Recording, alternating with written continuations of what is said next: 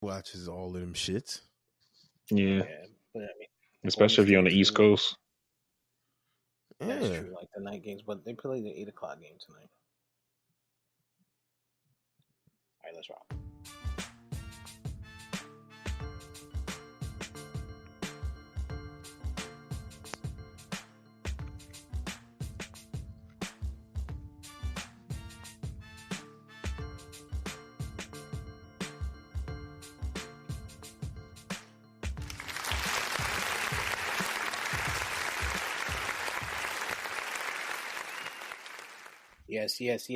Yes. Back again, Castworthy Podcast. It is Big Steve here with the VP of Research and EJ the Savage once again. It is Monday, March 18th, 2019.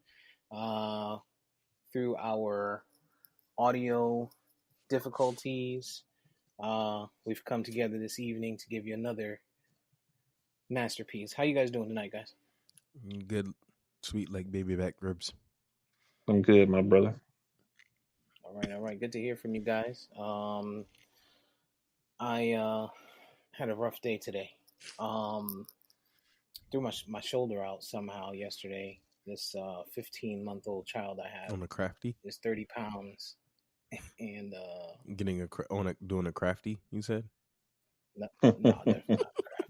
That's the other arm. It's actually my right arm, which is my bowling arm, which is rough because tomorrow we bowl and I might be out due to injury. Vari, you might have to let your wife know. I mean, she might be out. She's sick, so. Damn, we're gonna be down LeBron and D-Wade. That's crazy. All right, she's more like Chris Bosh. Inconsistent, but she hit the big three when we need it. Yes. So, Castworthy Podcast. Catch us on Spotify. Catch us on the Apple Podcast app. Instagram at Castworthy. We are ready to roll, ready to rock. I know we had some predetermined topics to talk about, but I want to talk to you guys about something, and I want to hear you guys' take on it. I was talking to my wife yesterday, and she's doing her internship for her degree. It's her last semester before she graduates, but her internship is at 211 here in Florida, and 211 they get suicide calls, and it's just basically like the United Way, call for help line. And she was telling me about this call she got a couple days ago where it was a kid that was maybe young high school age, maybe a sophomore, freshman age, and kind of fucked me up because, I just had my first kid and just thinking about him growing up in this world. But the kid told her that that he was calling because he didn't want to be bullied. And he gets bullied every day on the way home. And he only called because it would make it look like he had friends and like somebody liked him and that they wouldn't be bullied, or he wouldn't be bullied. And then when, he got off the bus and stuff, almost home, he told her, he said, I think I'm in the clear now. I'm almost home. I think I can let you go. And that kind of fucked her up. And it fucked me up hearing it. It fucks me up even talking about it. So I want to hear from you guys, because you guys kids are a little bit older than mine. How do you prevent that? What do you guys teach? I know, Var, you went through something recently with your son and him being bigger than everybody. It's got to be something that you got to be worried about. What do you guys think? VP. I mean, yeah, no doubt is definitely something that I worry about. Like you said, my kid is bigger than most of the kids he goes to school with. So, we try to tell him like, hey, if something happens, talk to the teacher. If something gets physical, then, you defend yourself. But we also try to teach them that, use enough aggression to end the situation. You don't gotta, kill somebody or something like that, because he's so much bigger than the other kids. But that also comes with its benefits because, I mean, if he does have to check somebody, you know, maybe he puts his hands on them once and then it's kind of over, you know. But but we try to teach him to talk first, you know, and let things go from there, you know. Um, Same with me. More so, even more so that I have three girls and they are relatively small. But you know, they're growing up in the city. They're growing up in the dangerous, most dangerous city in America, or top three. Um, you know, I teach them the same. You know, avoid conflict. You know, watch yourself and what you're doing. You know, I literally go through fighting with them. Sometimes who's doing something. I literally go through fighting with them sometimes, and what to do, what not to do, and I think they make themselves tough. You know, as a parent, I'm kind of a little tough on them. So they kind of get it at home first. Um, and it's just, you know, about teaching them. But to what we don't realize as a society, though, and I think I see it because of the field that I'm in, and you know, while I've been in and out of social work for the last 12 or 11 years, whatever it's been, there are a lot of kids that, while we believe they have that foundation, um, and somebody's teaching them, and they have somebody to lean on, they really don't.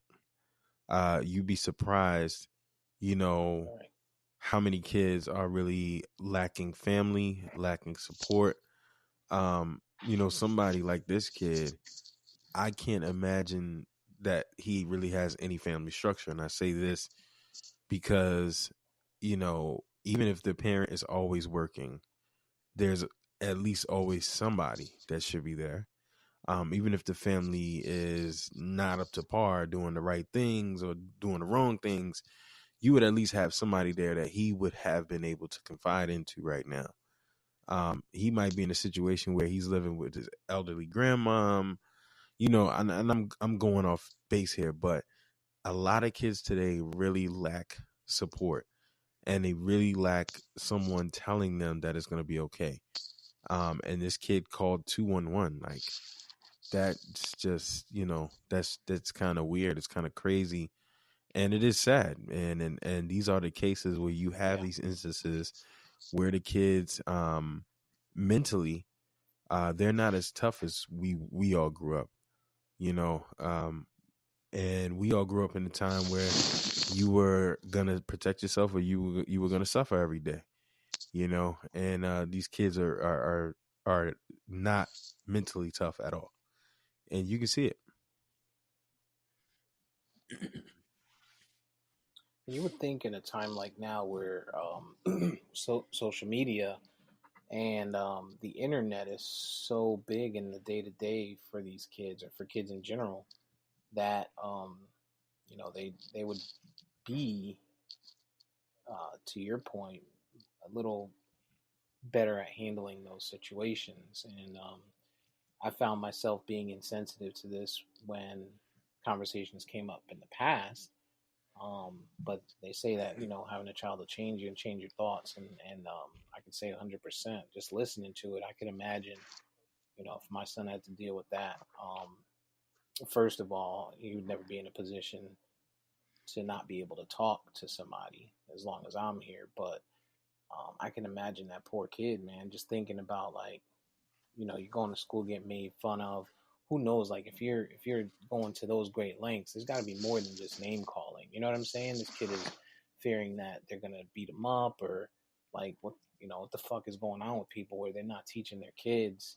Like, you go to school, you treat a fucking another person, another human being, with some type of fucking respect. You know what I mean? Like, we made fun of people. We did the dozens. We, you know, we fucking talk about people's moms and shit, like, jokingly. But there was never like any true bullying. You know, when I was younger, to that point, we didn't pick on somebody that was fucking, um, you know, vulnerable. We picked on each other.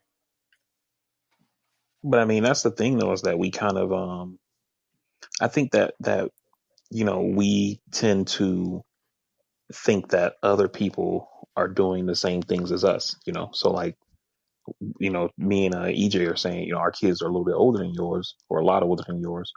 And so we're basically saying, yeah, we talk to our kids and we tell them this, we tell them Mm-hmm. that, we try to make them do the right thing, stuff like that. And we assume that's what all parents are doing, but they're not, you know? And so, some parents are out there just letting their kids, you live and you learn, and that kind of stuff. And you can't raise a child like that because, you live and you learn. They learn it the wrong way and they think that's how it's supposed to be all the time, you know? Right. And so I think that's a mistake that we make in thinking that everybody's doing the right thing with their kids and everybody's talking to their kids and telling them how to do this or how to do that. With TJ, we had an incident with him last week, and I was trying to explain to him, all people Mm-hmm. aren't good people, because he's very trusting, and Right. gave him an example of about 2 years ago, we had bought him a Nintendo DS, one of those handheld games. He took it to karate. He let some kid borrow it. The kid put it down somewhere and went on to do something else, forgot about it. Next thing you know, the game comes up missing. We never got it back, right? And so what I tried to explain to him is that, some kid took that game home, right? That kid's parents saw him or her come home with this game that they know they Or, didn't or, buy, and they didn't bring or it they back and wasn't say, around hey, them to see that he my had it.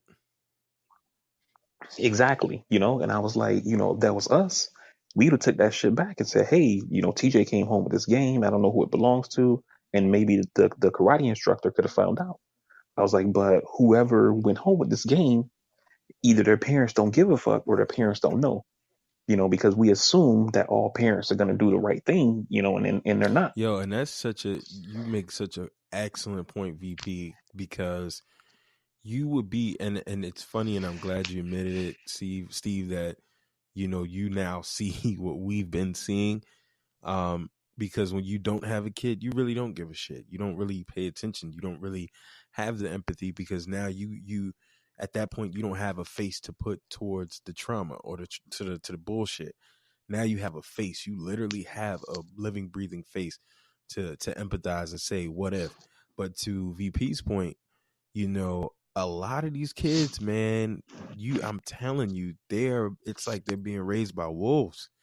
And it's like I don't know what it is, man. And you'd be surprised. Just to go back to the social work point, a lot of the families that I work with, it's generational. So I have a 38-year-old mom who was in the system herself at 4 up until she aged out. Her mom, same thing, same. So you have someone who's been in group homes forever, who's learned the system, who manipulates the system, who has lived in an environment that was similar to a jail, and then they graduated to a jail, and they did this, they did that.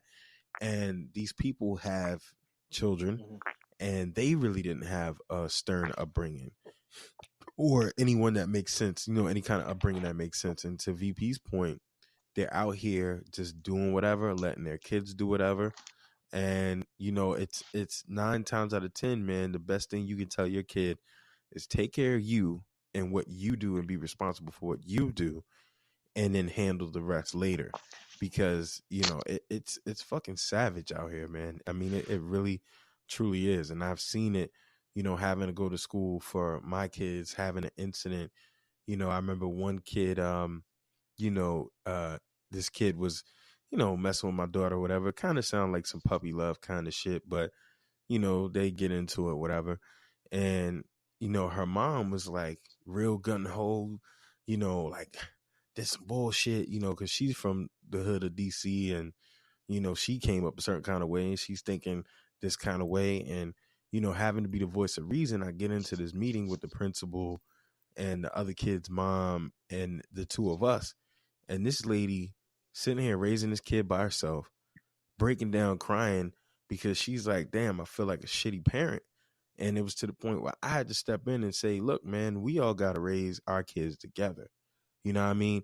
If you need help saying something to him, takes a fucking village, man. Takes a And it's like nowadays you can't even say nothing to people about their kid or help somebody out. Motherfuckers is either too crazy because of their ego. They doing all this bullshit, and you gonna see it when you see motherfuckers like, I don't know the type of schools Right. y'all got out there, but you know, I've had my kids in Baltimore City schools, and you see motherfuckers come to the graduation and do all of this hooting and hollering and all this dumb shit, and it's like, because that's the only one time you gonna see this motherfucker, because you're doing whatever else, you know, and it shows, man. And to VP's point, motherfuckers is being raised by wolves out here, man, for real. And to kind of piggyback on what you said, I mean, not to change the topic, but just to bring something else into it, the point that you made about it being generational, and that's why I don't know if Steve remembers, we were at the bowling alley one night, and my niece is there. She just started college, and I'm talking to her about like her money and her finances and stuff like that, and everybody thinks that I'm too hard on her or whatever. And the thing I try to make her understand is that it's not like I'm some guru, but I know things now about money that I didn't know 10 years ago, and I didn't know when I was 18, 19 years old. And I'm trying to help her not have those pitfalls, not make those mistakes, And, part of it is that we grew up and our parents don't have any money, so they're not there to teach us about money. And then we make those same mistakes they make, and then our children make those mistakes, and on, it's just a rinse, wash, repeat, you know. And so, like you said, with it being generational, you can apply that to a bunch of stuff. Mm-hmm. Right. Yeah. Yeah. Tough topic, man. I just it was something that was brought up and we discussed it, and I just kind of wanted to get you guys' take on it. I didn't mean to blindside you guys, but I think we had some good dialogue. Let's get into something a little lighter. I appreciate you guys communicating, talking through that with me. But I know we talked about it, and I think we lost the episode because of some technical issues that we had. But we are less than a month away from Game of Thrones. Yes. I am excited, to say the least. I know the Var, you sent us the episode lengths, and I thought they were going to be longer. I was hoping they were longer since it took the motherfuckers 2 years, and they shortened it.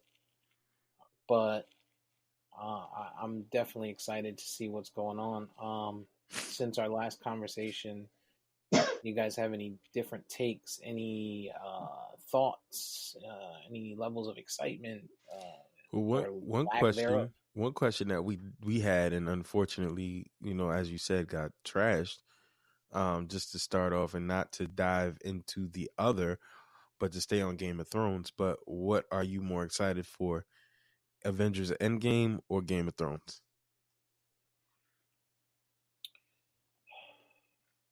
I mean, me personally, I think I'm more excited for, and I think it's maybe because it's closer. But I think I'm more excited for Endgame, really, and I think because because Game of Thrones is right around the corner, and I don't read the books like you guys. I'm not a reader,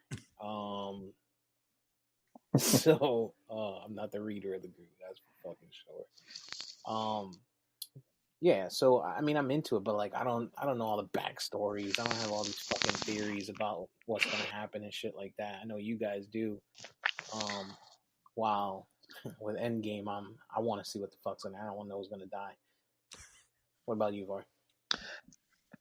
I mean, for me, I get what you're saying. I'm more excited about Game of Thrones, and part of the reason why is that with with uh with Endgame, I feel like we all know how it's going to end. We don't necessarily know how they're going to get there, but we know how it's going to end. They're going to beat Thanos. They're going to, bring all those people back to life. It's going to be like it never happened, or, whatever, right? But with Game of Thrones, we really don't know. We think that we know. And it seems like it's going to be this fairy tale type of ending where, all this bad shit happened, the good guys are going to win, and then everything starts anew.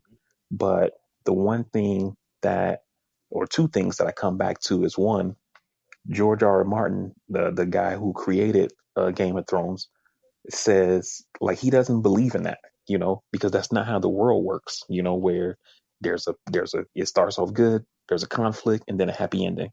He was like, that's fairy tales. That's not real life, you know? And then two, there's a scene from I want to say it was season 4, maybe season 5, when Ramsey is torturing Theon, and he says this thing to Theon, but when he says it, he's looking at the camera. It's almost like he's talking to the audience, and he says, "If you think this has a happy ending, you haven't been paying attention," you know.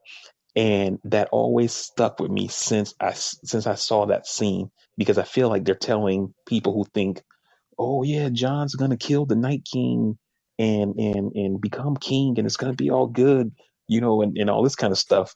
And it's like, if you think it has a happy ending, you haven't been paying attention. So Yeah. All them niggas gonna turn around and be fucking White Walkers and shit.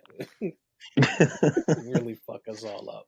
I just hope this shit don't fucking like I was just gonna say that. HBO, man. Yep. I hope HBO, they better not fuck it up. I swear they better not fuck it up. They fucked the Wire ending Sopranos, up, and they fucked the Sopranos up. So I disagree with that. with what? Sopranos. Because you probably had a dream, nigga. The screen went black and Barney's like, oh, Tony's alive. He's eating fucking spaghetti or some shit. That's not why. I saw somebody on this YouTube channel that I watched they broke down the final season, and the way they broke it down, it made a lot of sense. It said that their theory was, or not their theory, but their thesis was that the creators of The Sopranos and HBO gave the audience too much credit. They thought the audience was smarter than they actually were. So during the season, there's a scene where Tony's sleeping, and the way that they film it, it looks like he's laying in a casket. And until they go to the wide shot, you realize he's laying in bed, right? There's another scene where Tony hears like a bell when him and Bobby have that fight. Right. And every time he hears the bell, he looks, and then you see what he's looking at. And so these people are saying that they're trying to prime you to showing you that you're seeing things through Tony's eyes. So when he gets into that restaurant, every time somebody comes in and you hear that bell, he looks at the door, and then you see the door. So you're seeing what he's seeing. So then that guy goes to the bathroom, the guy in the men's only coat, or the not men's only, members only. There you go. He goes to the bathroom. You hear the bell. Tony looks, and then it fades to black. It fades to black because Tony's dead. He's been shot. So we're seeing what he's seeing, which is nothing. And so these people were saying that they feel like what happened is that the showrunners thought the audience is going to get this, and nobody got it. Most people thought that something happened to their HBO, you know. For real. No, but I mean, so here's a classic example where and you know, some writers do give viewers too much credit in some instances. But the thing is, man, it's like I always tell, it's like the old adjective kiss, keep it simple, stupid. You know what I mean? It's like sometimes people are not here for all of that unpacking and unraveling, especially when you have a long fucking season and you're watching to escape to be entertained, right? And I get that because that theory has always been on the table. But then you got motherfuckers who then think too deep. Like myself, I'm like, there's no fucking way Tony got popped like that. There's no way Tony gets popped, you know, not like that, you know, and didn't lose any of his capos. Like, well, then who did it? And then the other thing is, here's where they fucked up. They ended it, and then they waited so long to then say if they're gonna do anything else. Now Gandolfini's dead. You know what I mean? So if you wanted to do anything else with it, that whole fucking theory's out the window now. So now you're proposing a prequel in 2020, you know, with Gandolfini's son potentially leading as the role as Tony. And now we have no fucking clue where you're gonna go with this. Mm-hmm. You know, and it's like you made it so anticlimactic that yeah, all of those theories could be great, but people want to fucking know, and you leave them on the edge of their seats. Yes, you got them captured. Yes, but what are you gonna do with that now? Like, I'm waiting. Like, now what? You know. And then with The Wire, same shit. Just Marlo just bows out. Marlo, this fucking ruthless, savage motherfucker, just bows out of the game. Just walks away, and then all the chips fall where they may. Like, come on, man. No, That shit never ends like that. 6 seasons. You know what I'm But it saying? didn't. It 6 So seasons of Sopranos went. You never seen Tony get caught slipping, like, and then never. out of nowhere, all of a sudden, fuck. I mean, and then the thing about it, Vari, is you had to chase this down on the internet. You know what I mean? You're an everyday person like us, and I can probably guarantee you 90 to 95% of the population was not thinking, oh, you know what? I think we're seeing it through Tony's eyes, and now he's dead, and we're seeing the inside of his eyelids. Like, fuck out of here.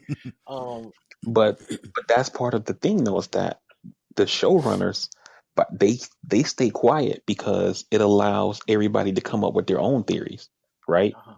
And so, Mhm. you have people who say, well, I think he's dead. You have other people who say, oh, the show was just stupid the way it ended it. Oh, maybe they're going to do a movie. Maybe they're going to do a sequel.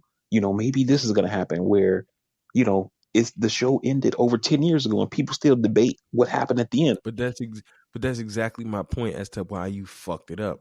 You have now allowed 10 years to pass where all of that momentum and that steam is now gone. And people are such assholes where while this prequel might not be the most sexy thing, it's something. It's content. It's related, right? Mm-hmm. But everybody's going to be pessimistic about it. And you have no real understanding or idea or projection of what it's going to be. Now Gandolfini, this and the other thing, I mean, and this is probably the most clear example there can be. No matter which way you were gonna go with this shit, your biggest white knight chess piece is now dead. Yeah. Gandolfini's a once in a lifetime actor in that role. I mean, prior to that role, he's been in a lot of supporting roles. He's been the bad guy, been the good guy, been this, been that, been this. When he took over that role, he changed the fucking game. He put himself in another stratosphere as an actor and went off. Yeah. And the one white knight you had in relation to this fucking series is now gone. I think Gandolfini is the first person since Al Pacino that when you see their face, and of course Al Pacino's been around a lot longer and done a lot more movies, but you knew them as their character. Like Al Pacino was always Scarface, and Gandolfini, no matter where you saw him, Tony Soprano. He pop up in a movie somewhere, be like, Tony Soprano in this fucking movie. You know what I'm saying? Yeah.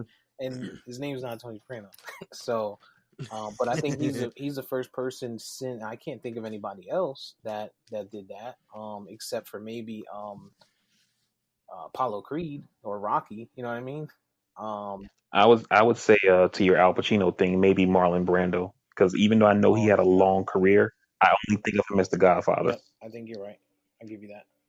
I would say that's generational because, older folks know him for his older work and they remember him as well for the Godfather. I agree with the submission, but Pacino, it's like, he's generational too. You might see him. Mm-hmm. I see him as a Godfather. I see him as Scarface. I see him as the fucking coach when your mom rings the dinner bell and you got to make the catch. And, you know what I mean? Any given Sunday. Right. But to your point, Steve, like there are once in a lifetime fucking actors that you can remember them from multiple roles, whether Samuel Jackson being the fucking Jedi, being Mace Windu, the fucking Pulp Fiction. You know what I'm saying? This your one shot at anything to carry that steam is gone, and you let 10 years go by. He was down to do whatever. You know what I mean? Like everybody wanted that shit. Like even with the motherfucker that played. Actually, he wasn't down to do whatever. I mean, I'm not part saying of the down reason whatever, but you if it was presented right, at least you had the opportunity to talk to this motherfucker because he was alive. You know what I'm saying? Yeah. So, because part of the reason the show ended, he said that he didn't like, one of the things he didn't like was that every season they wanted him to gain more weight, and he didn't like that shit. Yeah. And then what's so ironic is that he dies of a heart attack when he was pissed that they kept making him get bigger. Well, it's that he did say that. He also said he didn't want to be what we just talked about. He didn't want to be known as Tony Soprano. He wanted to be able to go into other roles and not just be seen as that guy, because you can't, like, he played a role where he was gay. He was a gay hitman, but he still had to be a thug. Like, you know what I'm saying? Like, on the Get Shorty or Be Cool. I don't remember which one. Get Shorty was the first one. Be Cool was the second. Yeah, Be Cool was the one he was in because I never saw Get Shorty. I only saw Be Cool. Yeah. So I mean, he could. It's hard for him, especially if he wanted to broaden, his filmography, discography. I think that's music. Catalog, Fucking his right. catalog. Yeah, let's say that. To go into another role because you expected him to kill somebody. Like he couldn't be a funny guy.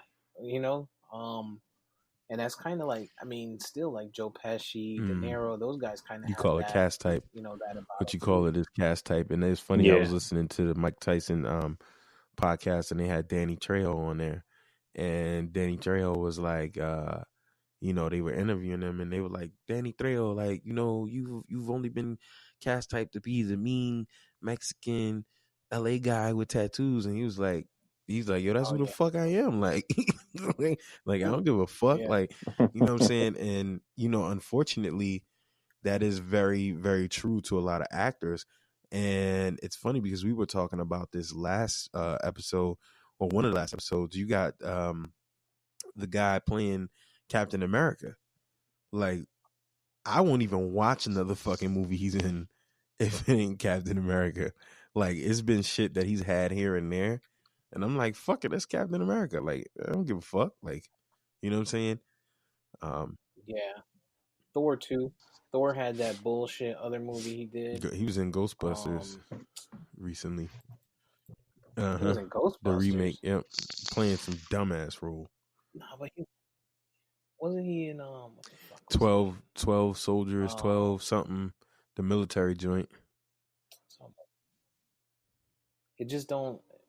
Since he became Thor, like seeing him somewhere else is like So, I'm not into that no more. but I mean, you can see him somewhere else. Part of the problem is that these people do, certain movies, and then you know them for that. If they go on to do other movies and they're good in it, it's great. But most of the time, they go on to do something else and they suck. Like look at old girl from Twilight, right? Jennifer, not Jennifer Anderson, Kristen some shit. What Kristen Stewart? Yeah, She was in those Twilight movies, right? And she sucks as an actress. And but that it was easier to play that role. You just sit there with your mouth open and take deep breaths and look shocked all the time. So that shit wasn't that hard. Then she goes on to do Snow White because Twilight made her this huge A-list star. And then she does the Snow White movies, and those shits are trash. She sucks. And then people's like, man, this chick can't fucking act. And now you don't see her nowhere. I think she's doing some Broadway shit, but you don't see her in movies anymore right. because she's trash. So it's one thing to get mhm. typecast for this big thing you were in, but if you go on other good stuff, then you're just a good actor or whatever. But some people just fucking suck. Nah, I mean like Denzel, like you got to be a really good actor because, um, like I said, Thor. What it was, the movie I was thinking about was the Snow White and the Huntsman shit. Mhm. Um, Yeah, that's what I'm talking about. yeah, he was trash. In that, and that was, I don't know. I wasn't interested in that. And then he's gonna be. I think they got him playing Hulk Hogan in the Hulk Hogan Hulk Hogan's getting a biopic. fucking biopic? And Hmm. yes. Him being But Hulk yeah, so Hogan it's is, weird. It's gonna be weird to see I don't this even guy. fucking see that. Yeah. Yeah. So, short story long, long story short, I'm excited for Endgame. I mean, Game of Thrones. I'm excited for. Um, I didn't get to say, I didn't get to I give my thought you piece did. on that. No, I didn't. I went off on the tangent, Give it but to me. quickly, I'm going to say I'm more excited for Game of Thrones. Shocker. And yeah, I'm more excited for Game of Thrones. However, based on our HBO theory, I also know I'm going to be more pissed off. Better be good. But I really don't know. I really don't know where Endgame is going to go. And as I've said it ad nauseum, I'm really nervous, and so I kind of try to set my expectations low. And something is funny, when I was watching Captain Mm-hmm. Marvel, I literally had to fight myself majority of the movie to be like, this shit sucks, this shit is ass. and I had to keep telling myself like, nah, just be cool. So I'm kind of having that vibe for Endgame. And so Game of Thrones, I'm much more excited to see how shit plays out and what happens. It's gonna suck because you gotta wait week to week, but As long I'm more as long excited. as week to week, it's not like it's been historically where they're building, building, building, and then they give us two strong episodes of good content. Because that's where they've been, and I just hope it's better than Yeah, I agree. that. So kind of pivoting, TP. I know you wanted to, or not you wanted to, but I know you're much more familiar with the daily news stuff. Give us something on the mosques. I haven't really followed it. I haven't had a chance to pay too much attention to it. I know what's going on with it, but give us a little bit of background on that. So essentially, what happened is some guy who's like a white supremacist. He releases this 70 some page manifesto, basically talking about why he's doing what he's doing. Dude starts live streaming on YouTube, Facebook, etc. Jumps in his car, calmly drives over to a mosque and shoots, 40, 50 some people. Um, so far, 49 died.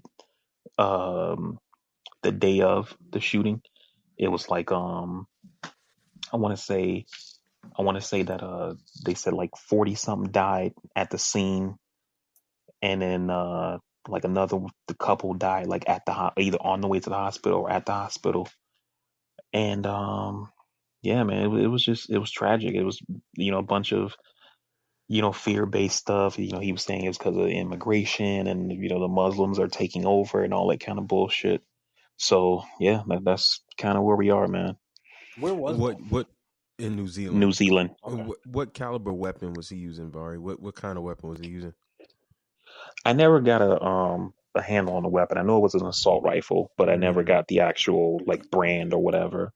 But what's crazy about it is that it happened in New Zealand, but the shooter is Australian. Right. So in Australia, they have like super strict gun laws.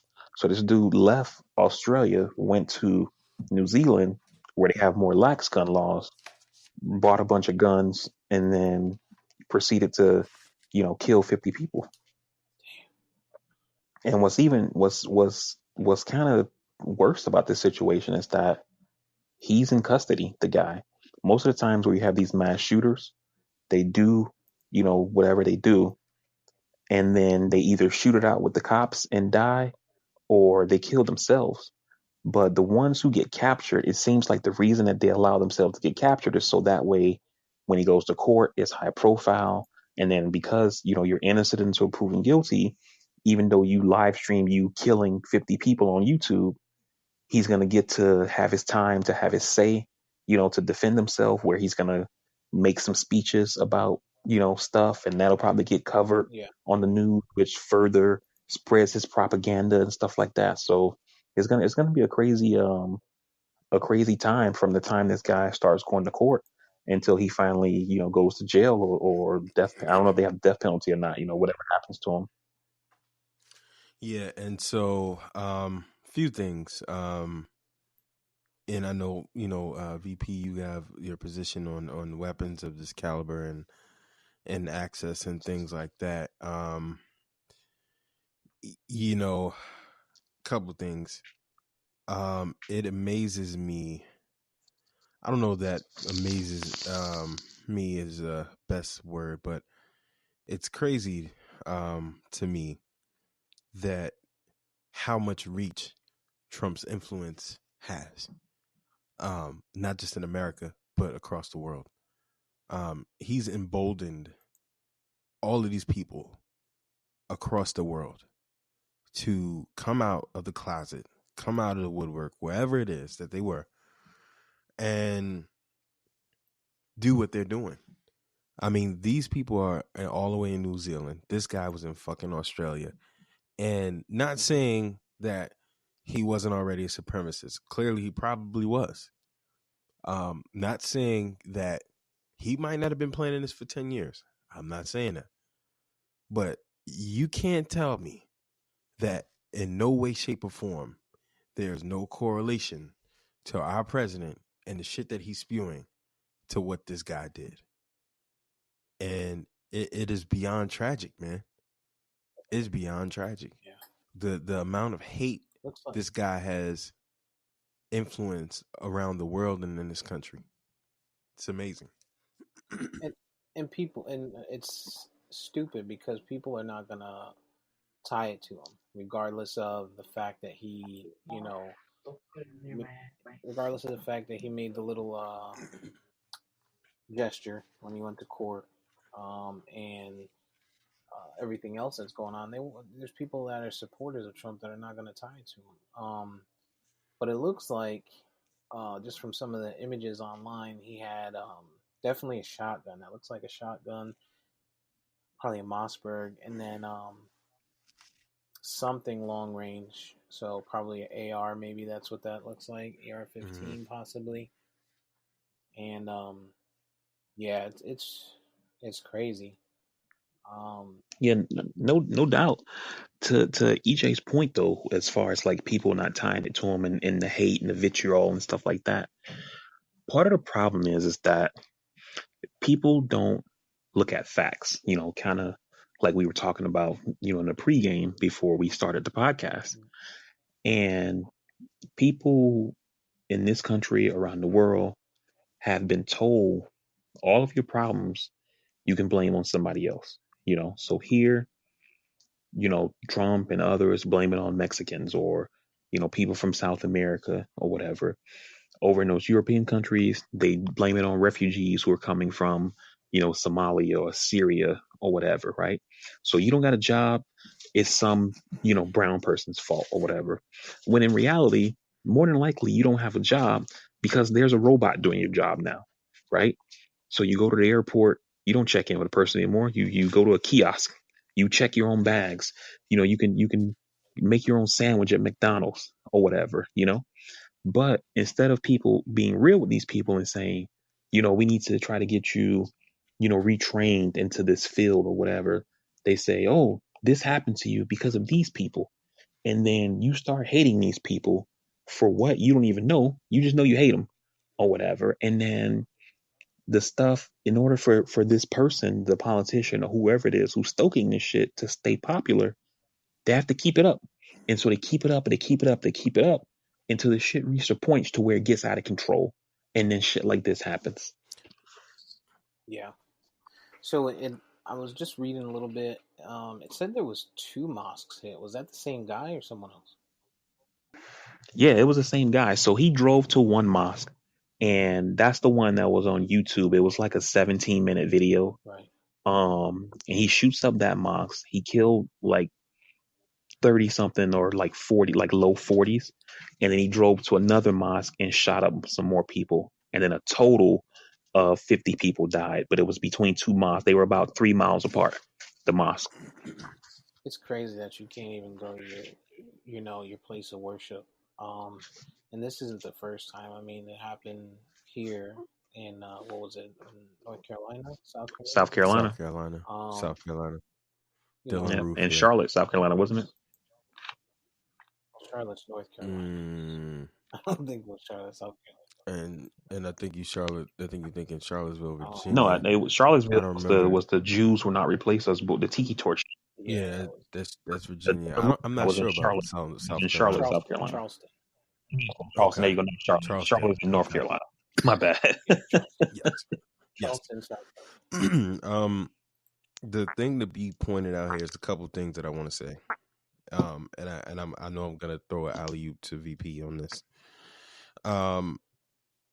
They're looking at what went on from Vegas to this to Dylan Roof, and I'm all for the ability to have a weapon, bear arms, all of that. I am pro having legal, regulated, safe, mental health checks, whatever, guns, right? And it's funny because I look at that and I remember Lee Malvo and Muhammad shooting up this area that I'm in. And I wasn't here. I was in New York at the time. But I can't imagine the chaos and the terror that people felt. And you know what Maryland's response was to that situation? They didn't ban AR-15s. They didn't ban AR-15s. What they did was they banned the company name of that AR-15. They banned that company from having that type or making that type of AR-15 being sold in Maryland. So what did that company do? They turned around, rebranded, and just sold more, right? Mm-hmm. That was the Maryland response. And Maryland, while it has seemingly a decent system for gun control, is clearly one of the worst. I can walk into my local gun shop and buy a shotgun, an AR-15, with no restriction.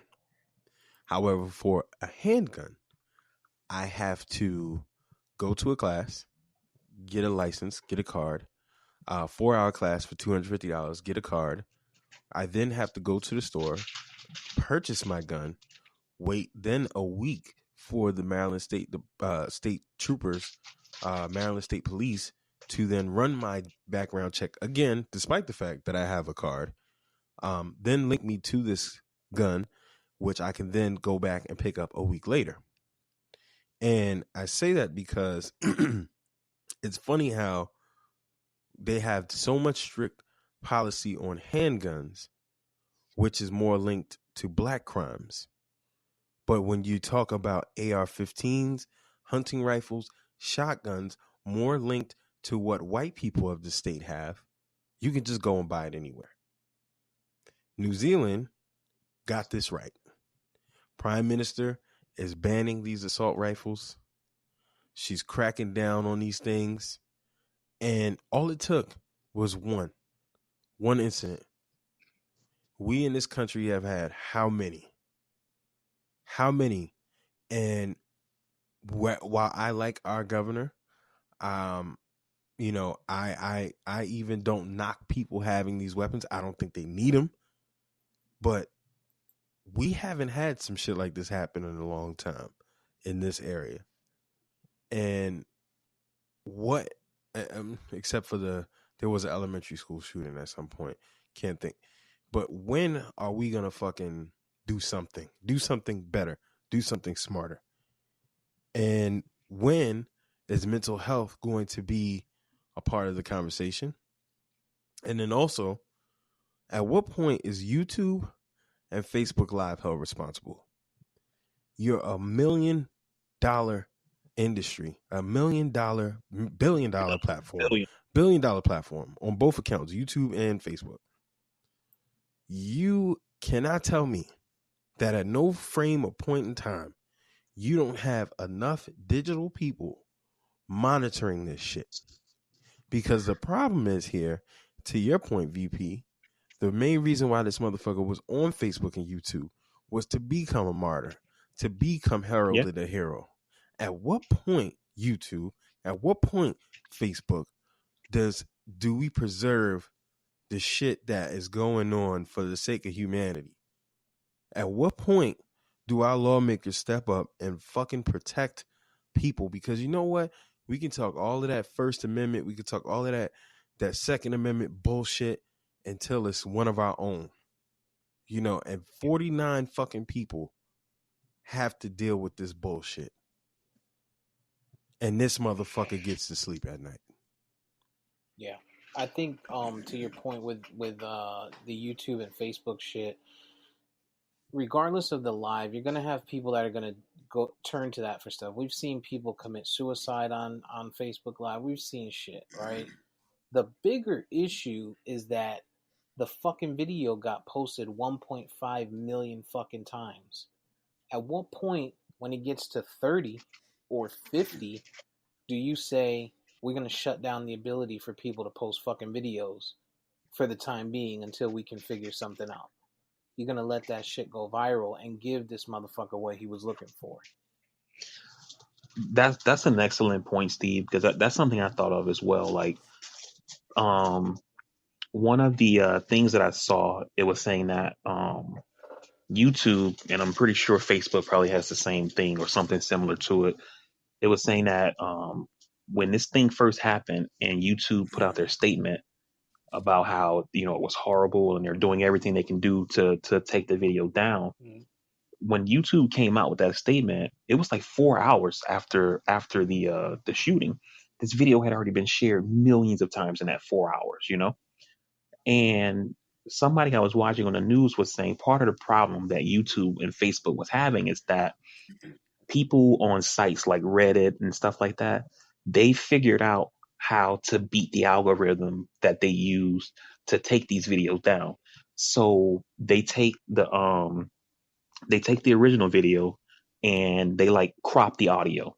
Maybe mute a few words here and there. Mm-hmm. And because the video is just a little different, the algorithm doesn't catch it. And so this video can stay up longer or whatever.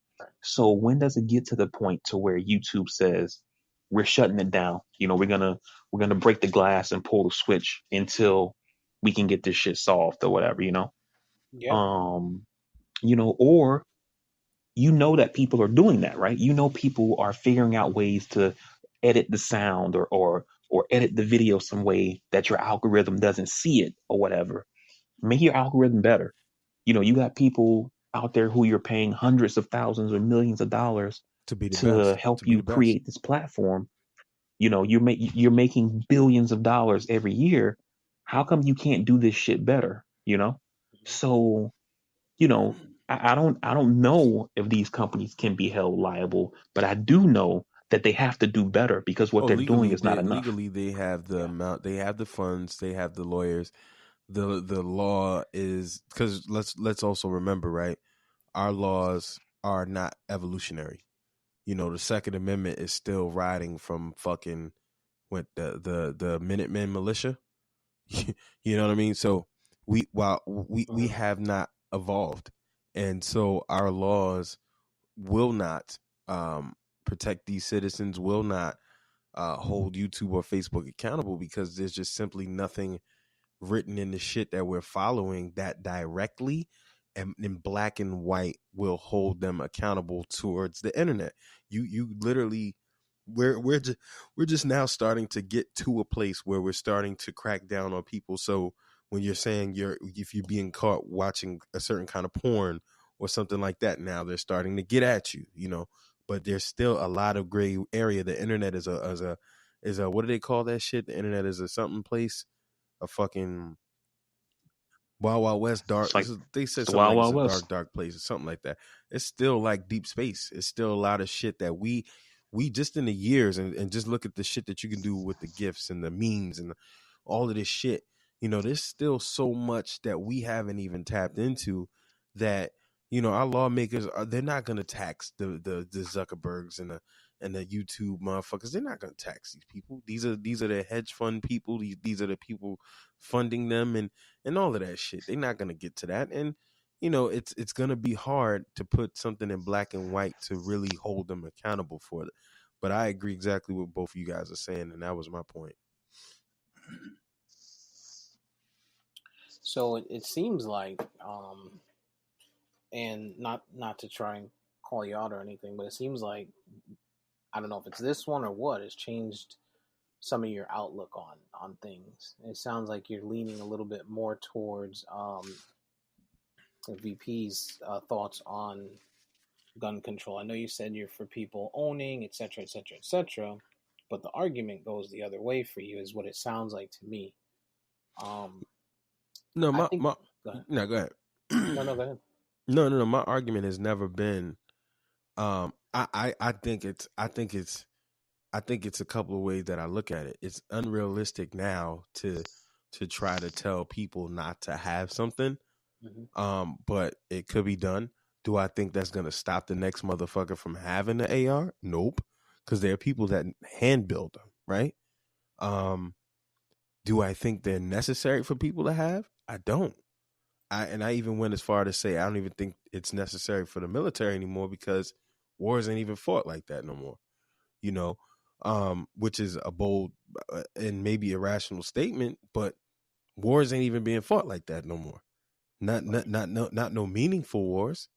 You know what I'm saying? So while I don't, I guess I say in realism, like I know the reality of doing some shit like that is slim to none. And then, there is a large part of don't tread on me, to say that. Like if they can take that, they can take anything. So I'm just in the middle to say where I get both sides.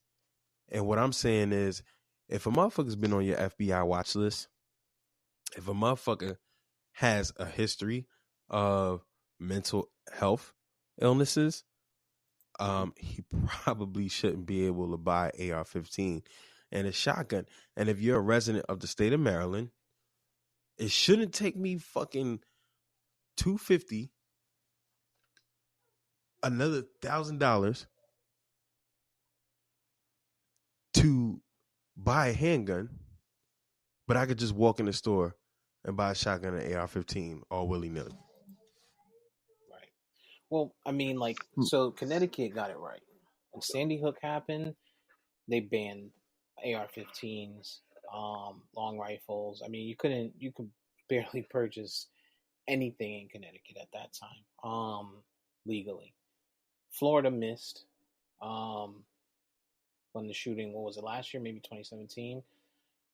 Yeah, 17. 17. And I think, and that's where I said I think that happened right before, or right after, or a little bit after Trump was put into office, and people called it insensitive when I said it, but I felt like if it was gonna happen, we needed it to happen in, June, July, before the elections, because all those people that are in that area, because that's a very, very pro uh, Republican area, right? All those people were against it at that time, and like you said, EJ, it doesn't hit home until it happens to you, someone you know, or close to home. Don't get me wrong. I mean, we live 15 minutes away from where the Pulse shooting was, Mm-hmm. and conversations that we've had about ownership and things like that, we've gotten pretty heated. And you know, while it is sad that these things take place, the focus to me is still in the wrong place. I mean, I have an AR, you know what I mean? I have pistols, but I also have, a concealed carry, and have gone through everything I needed. It looks like there's, people are focusing on take away the guns, stop the guns, ban the guns. But to your point, we've done that with drugs. We've done that with all types of stuff. Criminals are going to be criminals. People that want to hurt people are going to hurt people in some way. Taking away the guns, sure, it may make it a little more difficult for the next person that thinks about it, and maybe they go in on a stabbing spree, and maybe they stab 12 instead of 49. But if someone wants to do damage and do harm, they're going to do harm. Do I feel that people need high capacity magazines and things of that nature? Probably not. I mean, not for the everyday person, not to go out and even hunting. Like you don't need to, spray down a deer 27 times. But, we've always lived in a society where you can have what you want, land of the free. And, if it's something that you're a collector and it's something that you want, I don't think we should stop people from having it. But there should be stricter tests, mental health tests.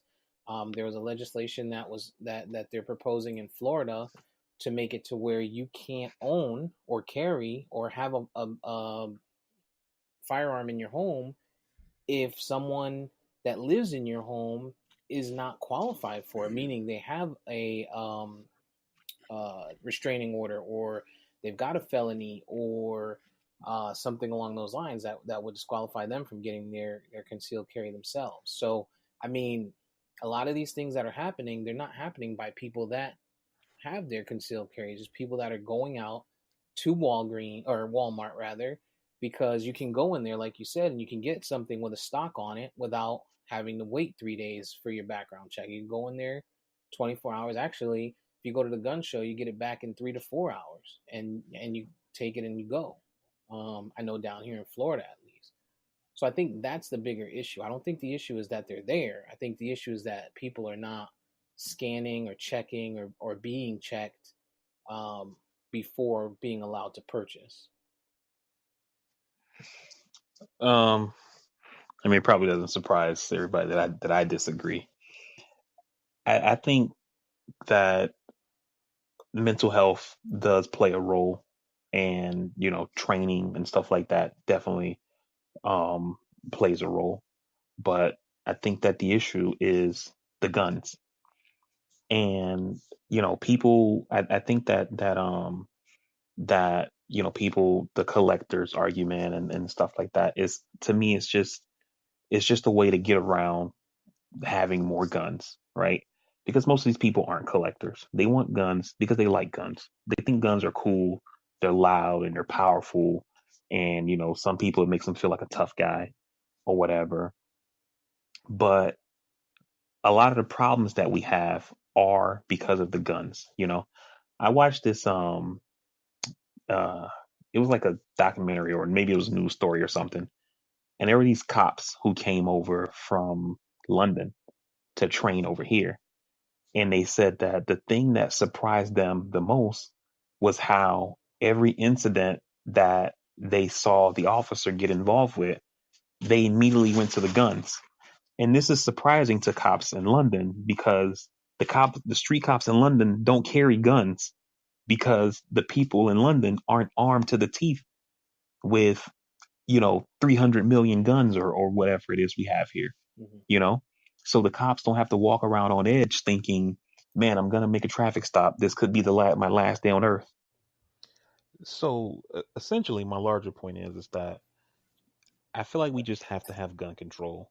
The United States is the only industrialized country that has essentially no form of gun control. Yeah, they did some things in Maryland, like you stated. They did some things in Connecticut after Sandy Hook. They did some minor things around the edges here in Florida after uh, Marjorie Stone Douglas. But overall, as a nation, we don't have it. In the countries where they do have gun control, Australia, Japan, Germany, United Kingdom, etc., etc., etc., you don't see this kind of shit happen. And I'm not sure if we can get there. I disagree with the argument that, it's hard, it's tough. I mean, it was hard to go to the moon. We did it, right? So, the shit can be done. Is there the will to do it? I think it's the real question. Yeah, and I think that makes sense, and this would carry us over to the next thing. And I think the underlying thing about that is the will to do it and the people behind it. So going to Connecticut, right? You have this woman, I guess, who's a teacher or administrator of some kind in a Walmart, and spewing racist slurs, spitting, cursing, acting crazy. What part of Connecticut was this, Steve, and what are your thoughts on that? They said it was East Haven, which is rough because that area of Connecticut, I mean, you guys know I grew up in Connecticut, spent 20 plus years of my life there, high school, all of that. It's pretty populated with minorities. So, like I said earlier or previously, a lot of racism is, a wolf's in sheep's clothing. Because you just would have never know. She's been in the school system for however long she's been there. She interacts. There's no way you can be in the school system in Connecticut and not interact with minorities, whether it be coworkers, colleagues, bosses, fucking janitors, kids, parents, like whatever your occupation is. You're in the school system up there. You have to interact. It was disgusting, bro. It's disgusting. And the problem is, or the scary part is that people have that part of them just in there hidden. Like for you to go from 0 to 100 like that, mind you, she was in front of her own fucking children. So what are you teaching your fucking kids to see you spitting on, you know, someone, calling them racial slurs, and just losing your cool 100%? Like it's just a terrible, terrible fucking thing to have seen. And you know, I'm gonna have to commend the gentleman for not fucking choking her ass out. I mean, to your point, one thing people always have to remember is that racism, hatred, whatever the case, people aren't born that way. That's learned behavior, right?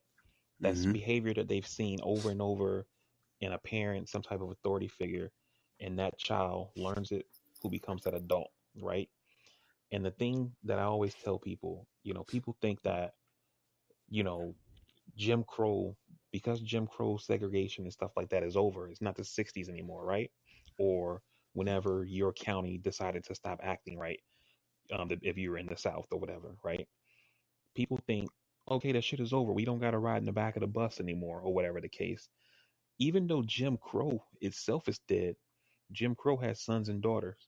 They're your kids' teachers, they're school administrators, your loan officers, your school registrars, the cops, they're judges, they're politicians, right?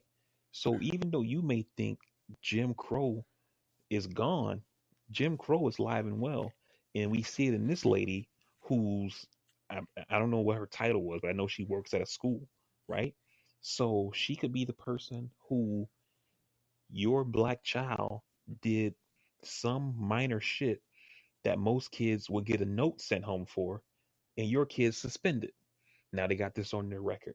And then the next thing happened, it takes it to the next step to where now your kid does that next thing and they're expelled from school because of this person's bias. So people need to understand that just because it ain't the 60s no more doesn't mean that this shit isn't dead.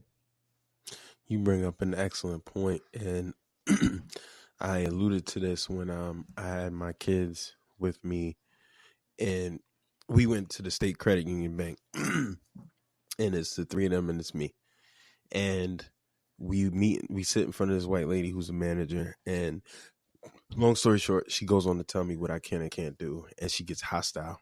I mean, immediately, to the point where my middle daughter gave her like a mean mug, to the point where the innocence of the child had to get this person to look straight and look right. And I went and then I recorded a podcast with them afterwards. And my daughters have keenly said, racism is a white thing. It's created by whites. It's only applicable to whites in the power structure. And they asked and they said, well, why in today's day and age do we still have this?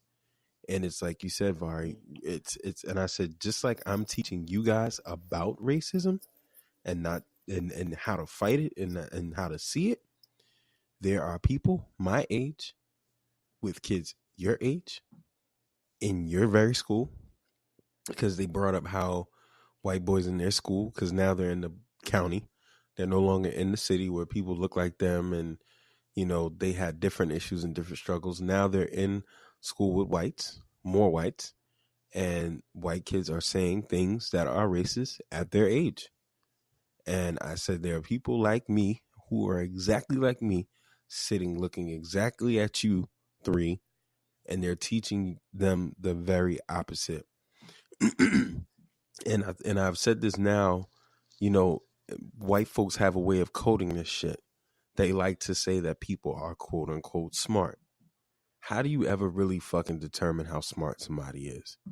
But this is the language that they use. And I go back to 50% of Trump's support system comes from these white women.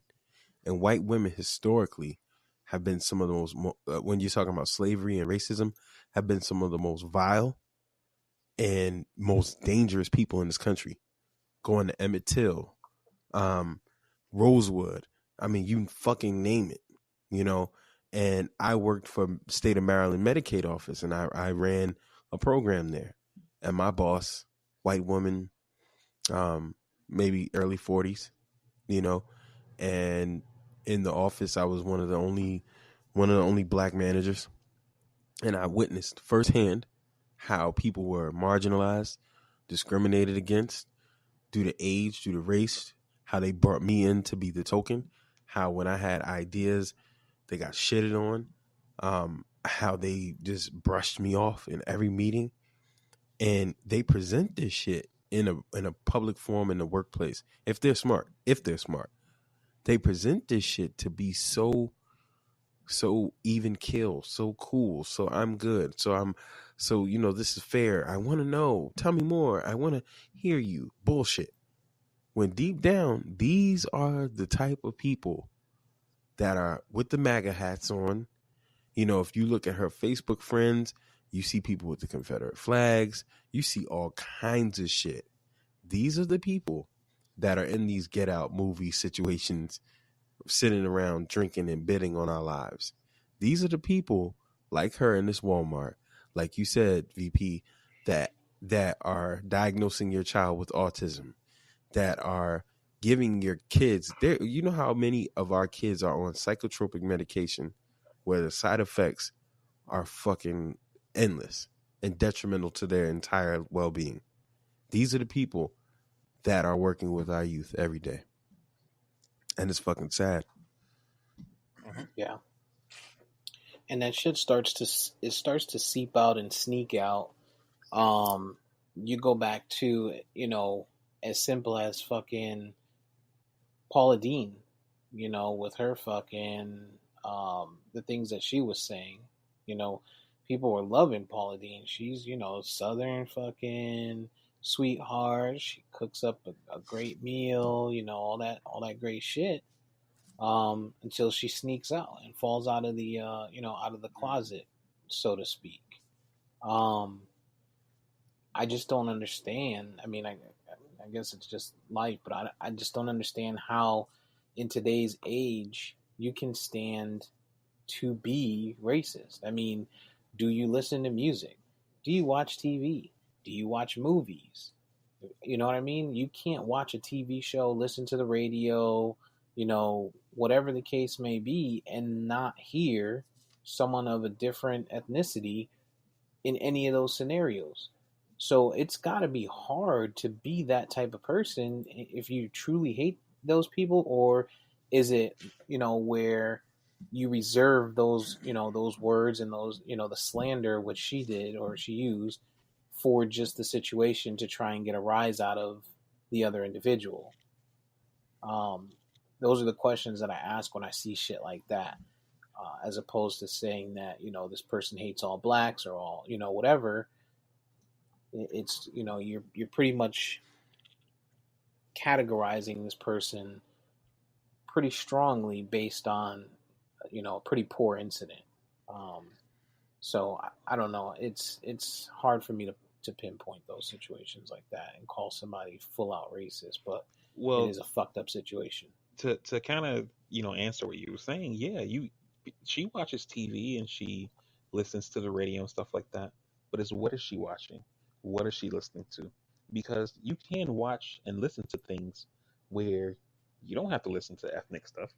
You can be listening to talk radio on the AM stations. You know, you could watch Fox News or the fucking 700 Club or whatever the fuck.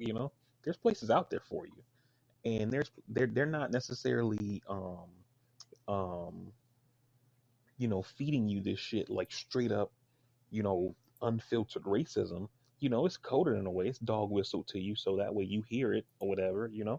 But I would say you have to go back further than like the things you were saying about Paula Dean and stuff like that to kind of understand what the problem is.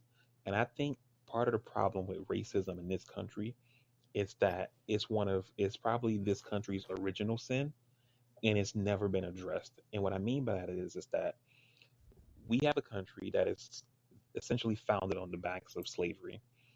We have a civil war to end slavery, and then they allow during the reunification process these people to just come back into the fold, right?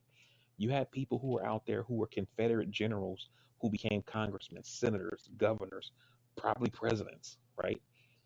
And these people helped shape the laws of this country that allowed for segregation and Jim Crow and hanging people and shit like that, right? Now, you look at our history and then you juxtapose that with a country like Germany, for example. In Germany, you have Hitler rise, Hitler killed all those Jews, Nazism and shit like that, right? Once World War II is over and the Germans start governing themselves, they start like cracking down on this shit, right? In Germany, you wear a t-shirt that says some Nazi shit on it, you can be arrested for that. Hitler mustache, arrested for that. All these fucking, we're gonna get a permit so we can go to this park and spew out some Nazi shit. We're gonna rent out Madison Square Garden for some not that shit doesn't happen in Germany, right? And because of those laws, they didn't end Nazism. I'm pretty sure there's people who are in Germany who still think that the Nazis are fucking great, right? But you don't hear from them. I mean, they might be on the internet somewhere. They're not out marching down the fucking streets because Germany said this shit is unacceptable here, right? And in this country, we haven't said that because we have freedom of speech and freedom of expression, et cetera, et cetera. And I think that those rights are important, right? But at the same time, those rights that we have are allowing this kind of shit to kind of fester in the underbelly of society. And then you get a guy like Trump who comes in who says, no, you don't gotta sit in the dark corner in the room and whisper this shit. You need to come out on the streets and yell it. It's like the fucking purge. You need to let that hate out your heart. You got to express it. And then you see people in Walmart spitting on people and calling them fucking niggers. Yeah, I think you touched on it brilliantly in saying this country has never admitted its crimes. And you look at some place like the UK. I'll give you another country as you given Germany. The UK, biggest fucking colonizers the world has ever seen at one point. You go there now, the culture of the people, they love people. They love other people. Sure, there's hate. Sure, there's a lot of shit, right? But when I went over there just a year ago, February, I hadn't seen so many interracial couples or interracial groups of children just with one another, clubbing, partying, etc. And they realize what the fuck the crown has done. They've tried to atone in certain ways. France is still pretty much saying fuck you to some places, and they're not really paying motherfuckers, for the shit that they've done. But at least they're trying to change the culture of their country and their tolerance level. Big Pun said, related to your First Amendment point, Big Pun said the First Amendment is culturally biased. And we've seen over countless times in this nation where the black and brown people were censored or attempted to be censored, whether it's NWA, whether it was Uncle Luke, whether it was Nina Simone, whether it was Malcolm X, MLK, whoever. And the big problem is, man, the people that need to be shut up for the protection of the people. The Constitution was made to give people freedom, but it's also made to protect people. And the reality is, it's not protecting all of our people because this country still does not see us as equals and as people. And like you said, VP, when you have people interwoven within the fabric of this country, intrinsically woven into the laws and the fabric of the backbone of this country, how do you eradicate that? How do you eradicate what is literally pumping heart, blood, passion into the beat of this country? And I don't know what it's going to take, man. It's funny because I always said to people, I don't know that we'll ever not be a racist society until we learn that there's life on other planets and they become a threat to us. And even then, when Jordan right. Yeah. and Peele made that skit where the aliens came down and motherfucker still was racist. You know what I'm saying? It's like these people, and to your point, Steve, these people rather take the time and energy to believe something that they know is not true. Right. Yeah. It's fucked up. And it, you gotta wish that it's gonna get better. Because we gotta leave our kids here eventually.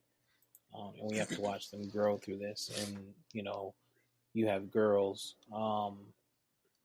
But, Vari and I, we have boys that are going to turn into young men, and they're going to have to deal with, the racist fucking cops and, these pigs out here, especially, down here in Florida or in the South in general, where, while racism isn't dead down here, it's much more out in the open. I mean, we have a city that's maybe 5 minutes from us, Christmas, Florida, or 10 minutes from us, where people are pretty openly racist there. Everybody in this area knows that that's an area that's not favorable to our people. So yeah, it's gonna be a rough world for our kids to grow up in. We just gotta hope for the best, and hope we get rid of individuals that condone it, especially in high powered positions like the president of the United States. So yeah, moving on to other things. I guess hand in hand.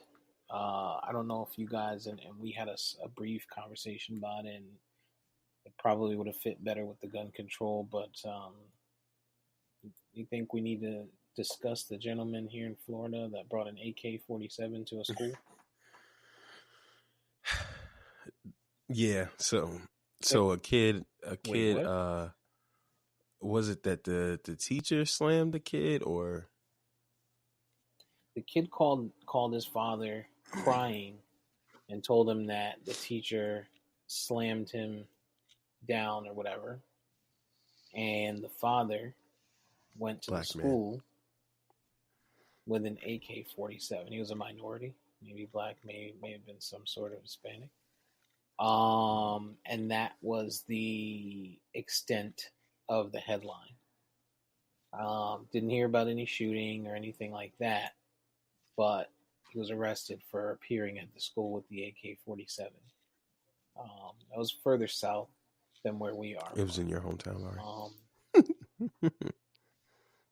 But yeah, I mean, I asked in the group chat, is there something wrong here?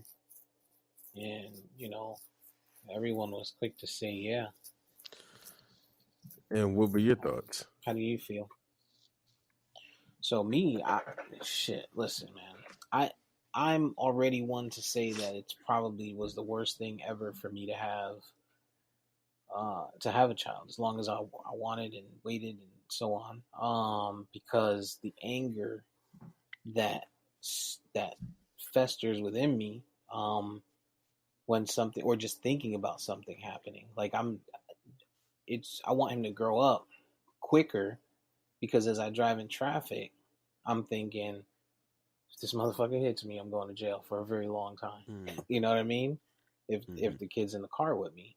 And I couldn't help but think that I would respond like that if my kid called me crying and told me that an adult teacher slammed him to the floor. Bringing an AK-47, a little bit excessive. It's a little bit excessive. And really, I mean, any gun truly could be seen as excessive, because you're going to a school where kids are and other kids are, etc. But depending on what your self-control is. But I mean, I can't say that I wouldn't react like that. You never know until you're in the situation. It's like people that say, I wouldn't help somebody that's in a car accident or something like that. You don't know until you're in that situation. And I know in that situation, there would be some fucked up shit going through my mind. And the first thing would be, well, today's the day I go to jail for a very long time. So I know you guys both think it's wrong, but give me your take on it, VP.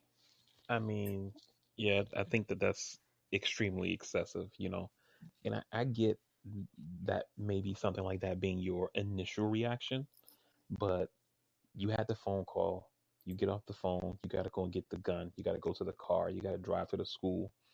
Like at some point in this process, you need to have calmed down some and think rationally like an adult. I tell my son all the time, I say, kids do stupid shit because kids' brains aren't developed enough to think things all the way through, right? So you finally get your Mm-hmm. driver's license, you're 16, and your friends say, "Hey, you want to race?" And you're like, "Yeah, man, let's fucking race." You're not thinking, "Hey, I've never driven this fast before. I might lose control and wrap this car around a fucking telephone pole," right? Because your brain is not Right. developed enough to think things all the way through. And it's the same thing with this guy. Okay, my kid got slammed. I got the AK, and that's it.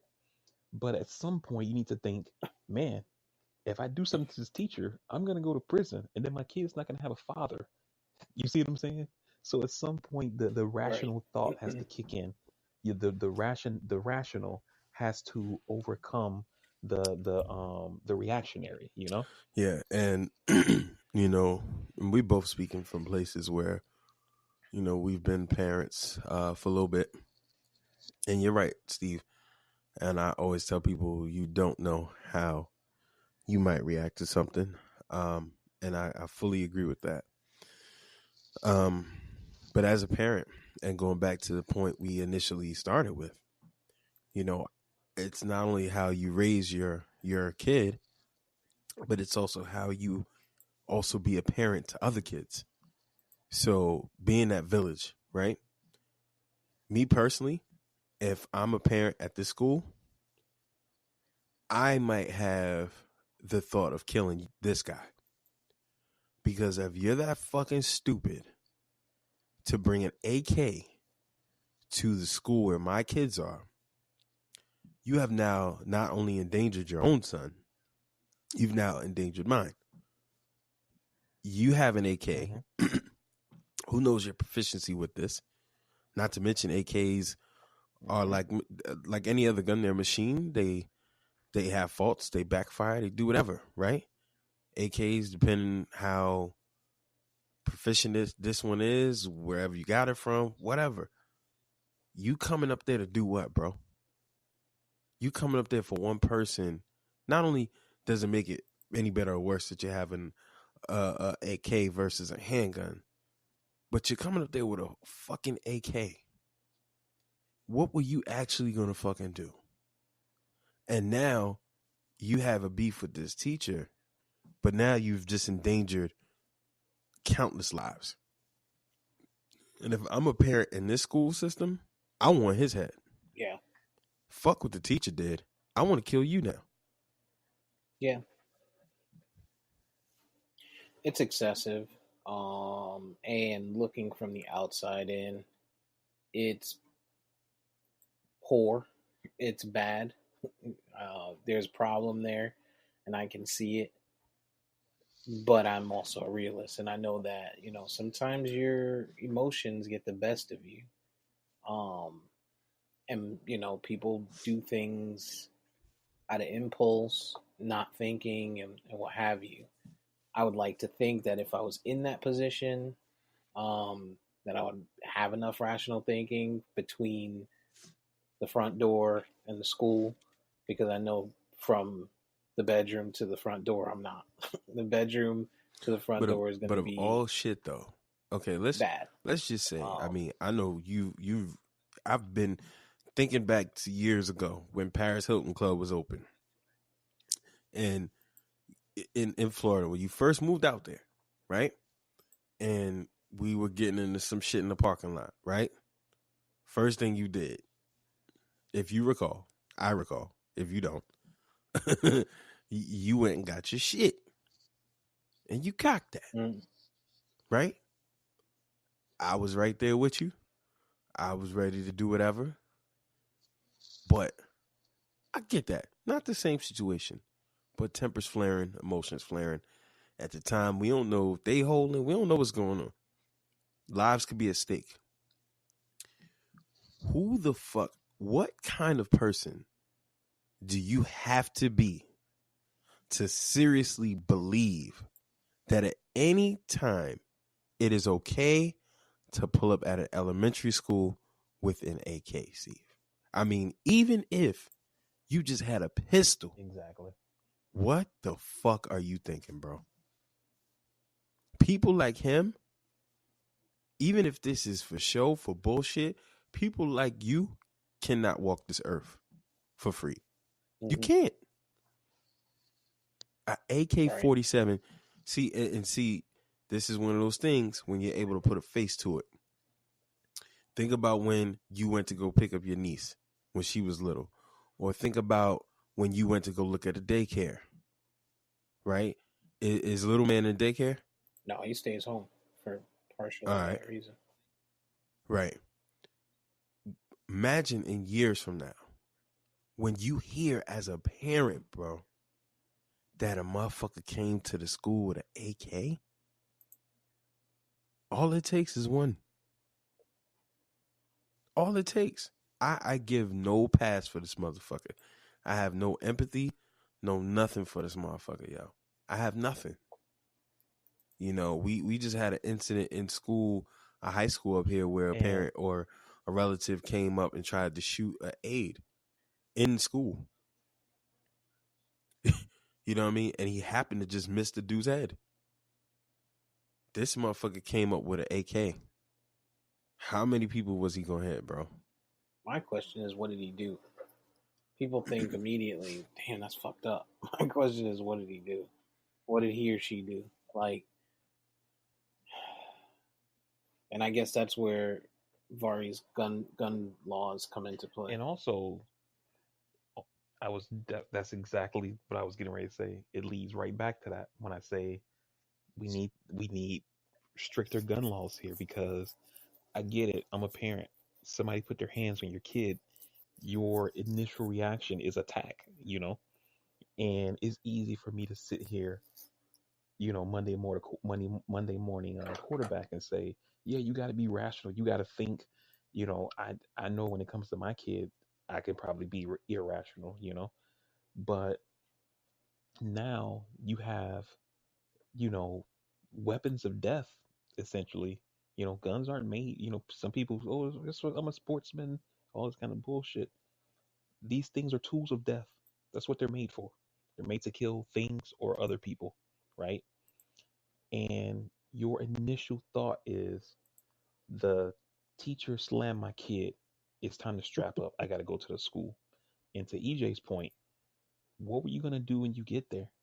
You got an AK-47 in a school, maybe, I don't know how big this city or county was, but I mean, here in Orlando or in South Florida, where I'm from, you could have a school that has, 1,200 kids in it.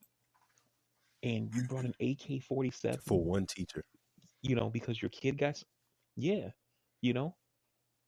and that's too much. I've seen it. I've seen a lot of shit. I've seen teachers get hit for less.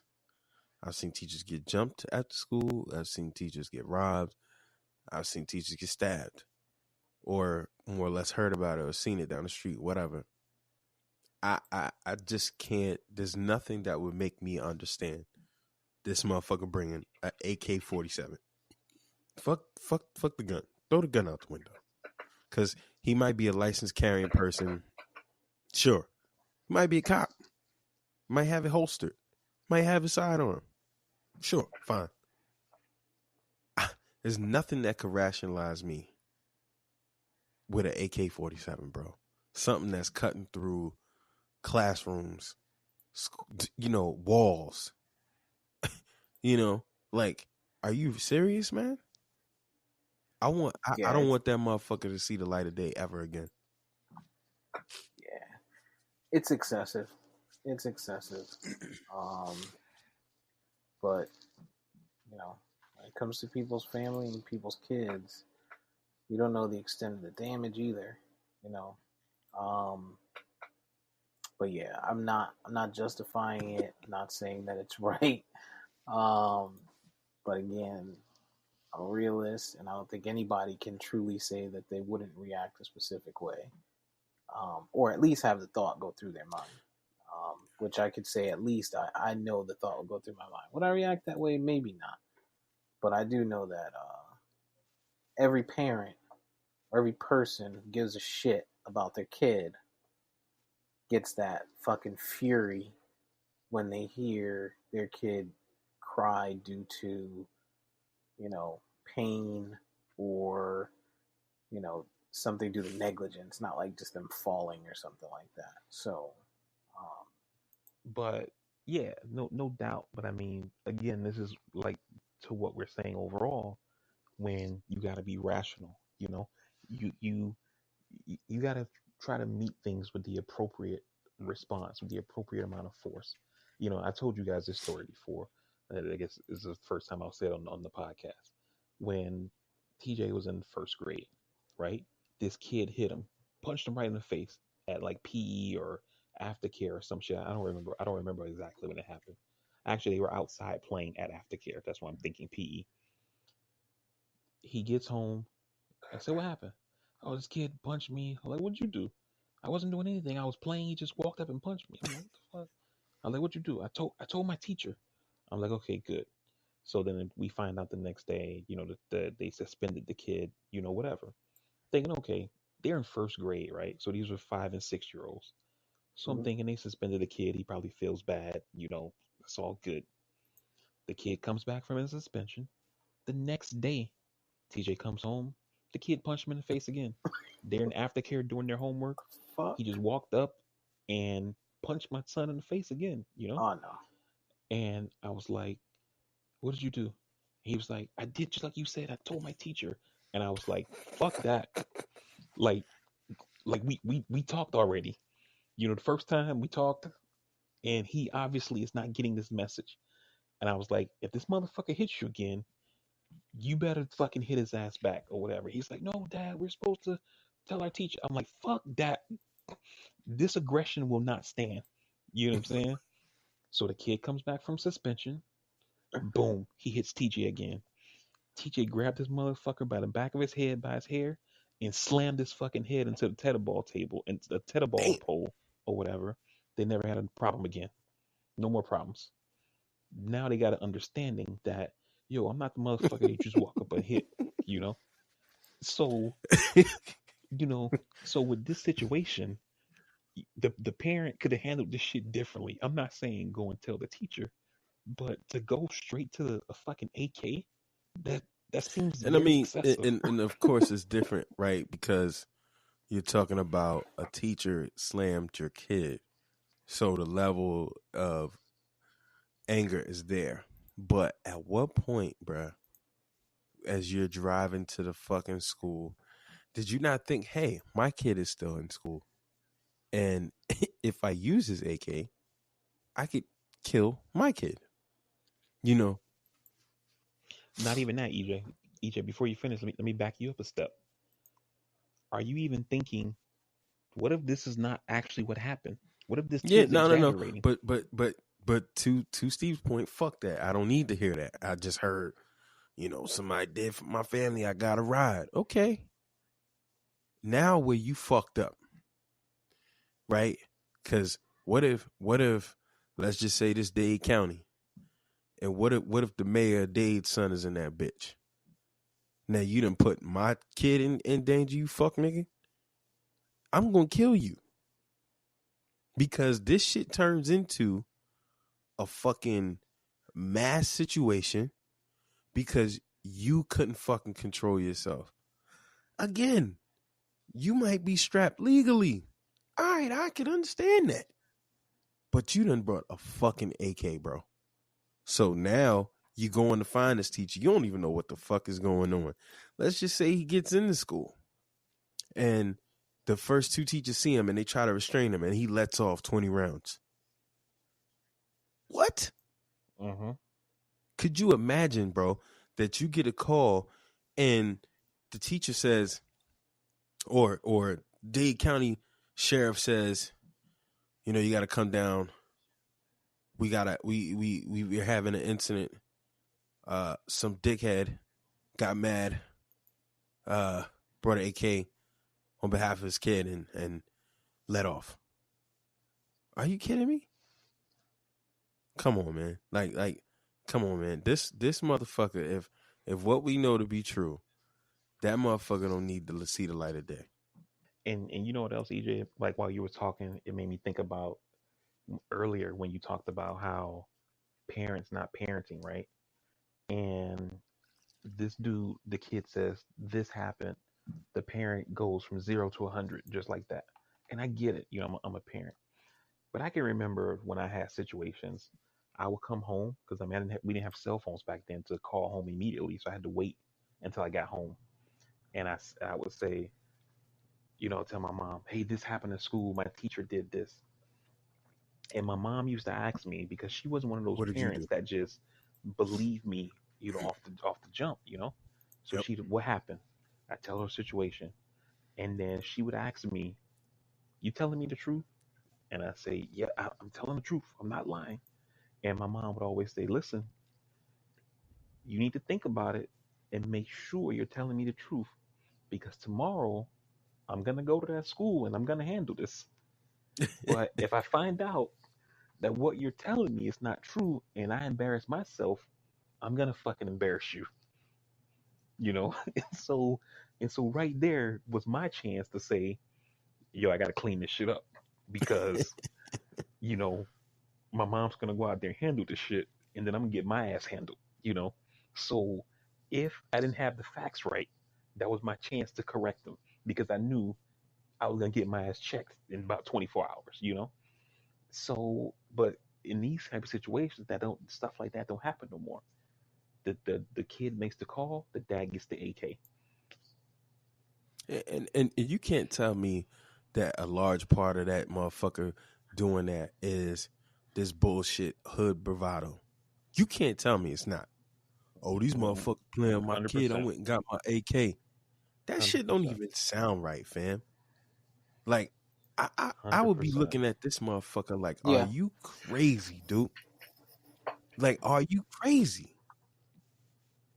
it could have been, you know how people are. People are like, oh well, let me go put some fear in this guy's heart. Let me make sure he understands that he made a mistake. That he touched the wrong kid. And maybe he didn't have any intention of doing harm or, firing it or whatever the case is. Doesn't make it any better. I get the point here. Outside looking in, we get that it's wrong. Mm-mm. But Mm-mm. rash I ain't with you on this one. decisions can happen. And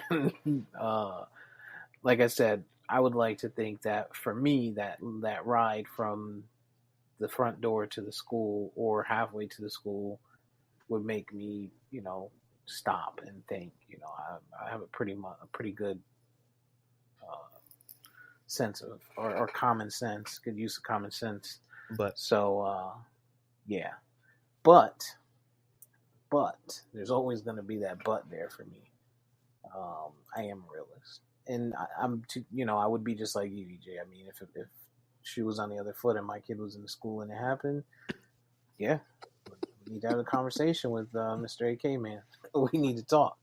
But to EJ's point, like to EJ's point, it's part of this stupid ass, this hood bravado, you know, and with these dudes who are like, Mm-hmm. remember the Chappelle skit when keeping it real goes wrong, you know. yeah, So now he got to keep it real, and he probably got his ass arrested or something. Like, I don't know what the outcome of the story was, but what if he didn't get arrested and you got there, and like they say on Chappelle, he gets there to confront the teacher, and it turns out that the teacher keeps it realer, right? You see, Yo, I'm telling you, man. Like, could you imagine? Yo, I mean, think of the biggest, think of the biggest drug dealer. Think about it this way: like, this is fucking 1985 in Colombia, Medellin, Colombia, wherever, and this motherfucker pulls up on Pablo Escobar's kid's school. You know what I'm saying? That's how I'm looking at that shit. Like, this motherfucker pulled up on Pablo Escobar kid's school. Like, you don't know who the fuck kid is in this school. EJ scared. Huh? I said you acting scared right now. Nah, I'm saying you as a dumbass pulling up on this kid's school with the AK. You mean to tell me with the AR in your house, you don't feel like this motherfucker threatened your kid too? That's where I'm at with it. I'm like, this motherfucker gotta go. He gotta go. If you come into a kid's school with an AK, my kid is in there, you gotta go, bro. You gotta go. One way or the other. There's a conversation to be had. I don't think you could talk to somebody like that. I don't think you talk to somebody like that. How does that go? You don't know me, bruh. Huh? Yep.